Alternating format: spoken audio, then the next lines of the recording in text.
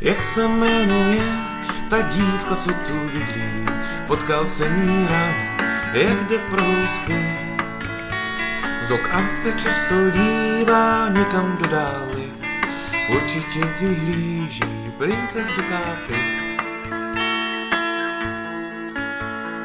Jmenuje se jménem a bydlí 3 roky.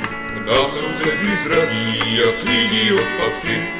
Za oknem má truhlík a tam pěstuje šnitlík. Také do polívky králí, už chodí po chodbě.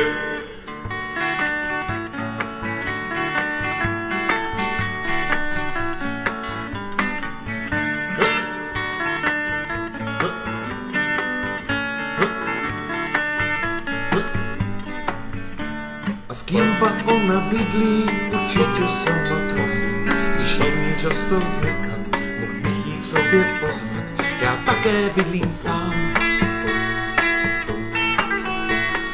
Bydlí s manažérem velké společnosti. Nemají se špatně, že volají po hojnosti. A to její vzlikání, není od bolesti.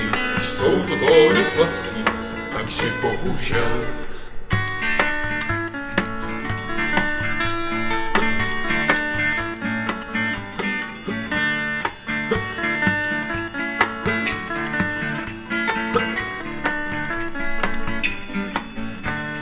Poškrábu mu auto a na tu jeho firmu.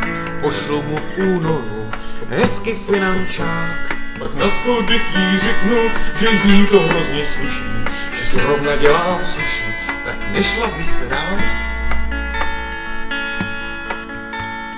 To seš hochu vedle, pošle tě do prdele a v té tvojí cimře Si suši sežer sám.